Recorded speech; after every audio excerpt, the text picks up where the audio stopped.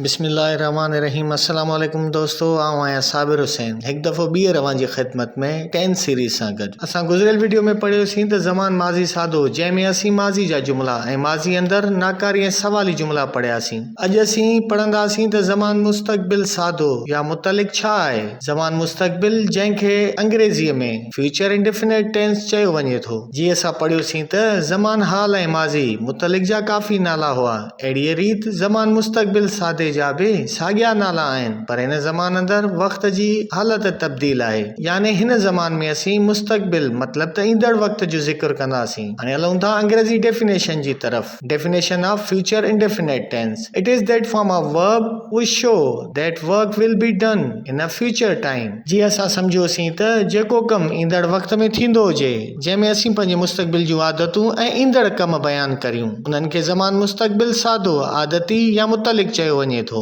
हाणे असां सम्झंदासीं त ज़मान मुस्तक़बिल जे अंदरि जुमिला कीअं ठाहिजनि। Information of sentence structure using future indefinite tense. अगरि तव्हां असांजा गुज़िरियल वीडियोज़ ॾिठा आहिनि त पोइ असीं यकीन सां चई सघूं था तव्हां एतिरा होशियार थी चुका हूंदा त इंग्लिश ज़बान में जुमिला कीअं ठहंदा आहिनि। यकीनन इंग्लिश ज़बान में जुमिला ठाहिण लाइ टिनि शयुनि जी ज़रूरत पवंदी आहे, जिन जो ज़िक्र असांजे गुज़िरियल वीडियोज़ अंदरि थियल आहे। अगरि का बि डिटेल घुर्जे त असांजा गुज़िरियल वीडियोज़ लाज़मी ॾिसो। ज़मान मुस्तक़बिल यानी ईंदड़ वक़्त जे अंदरि जुमिला ठाहिण लाइ टिनि शयुनि जी ज़रूरत पवंदी, पर हिन टेंस अंदरि हेल्पिंग वर्ब इस्तेमालु थींदो। असां अव्हांखे गुज़िरियल वीडियोज़ में ज़मान हाल ऐं माज़ी बाबति पढ़ायोसीं, जिन अंदरि हाकारी जुमिलनि जी बनावट लाइ मददी फ़ेल यानी हेल्पिंग वर्ब इस्तेमालु कोन पिए थियो, पर ज़मान मुस्तक़बिल मतिलब त ईंदड़ वक़्त अंदरि जुमिला ठाहिण लाइ असां मददी फ़ेल यानी हेल्पिंग वर्ब इस्तेमालु कंदासीं। Sentence formation using future indefinite tense: subject helping verb, shall, will, first form of main verb, object and phrase if needed। मिसाल तौर, मां मानी खाईंदुसि, हू किताब पढ़ंदो, तव्हां कूड़ ॻाल्हाईंदो। हलो त सम्झूं हाणे उन्हनि जो इस्तेमालु कीअं कजे। पहिरियों सब्जेक्ट, उन खां बाद में helping verb shall, will, first form of main verb ऐं ऑब्जेक्ट, आख़िर में फ्रेज़ अगरि ज़रूरत पए त। हलूं था सिंधी जुमिलनि जे तरफ़। मां मोबाइल इस्तेमालु कंदुसि, हूअ टेलीविज़न ॾिसंदी, उहे अंग्रेज़ी ॻाल्हाईंदा, कलम अखर लिखंदो। तव्हां गुज़िरियल वीडियोज़ में जिन ज़माननि अंदरि जुमिला ॾिठा, उते सिंधी ज़बान में फ़इल जी हालत तब्दील ॾिठी।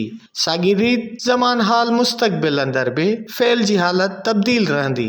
जीअं ज़मान हाल में जिते मानी खाइण जी ॻाल्हि हली, उते जुमिले जे फ़इल अंदरि खावां थो इस्तेमालु थियो ऐं माज़ी अंदरि मानी खाधी इस्तेमालु थियो। अहिड़ी रीति ज़मान मुस्तक़बिल में मानी खाईंदुसि इस्तेमालु थियो। हाणे हलूं था अंग्रेज़ी ज़बान जे तरफ़। त अंग्रेज़ी ज़बान में साॻिया जुमिला ज़मान मुस्तक़बिल सादे मुतलिक कीअं रहंदा। Subject, helping verb, first form of main verb and object. I shall use mobile. He will watch television. They will speak English. Pen will write letter.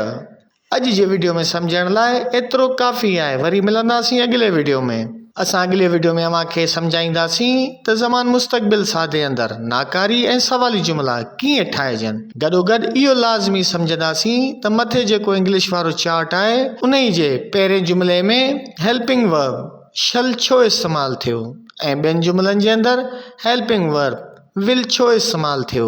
तेसीं ताईं असांजे चैनल खे सब्सक्राइब करे रखो ऐं बेल जे निशान खे क्लिक कयो त जीअं असांजा नवां वीडियोज़ अव्हां ताईं पहुचंदा रहनि। Thank U.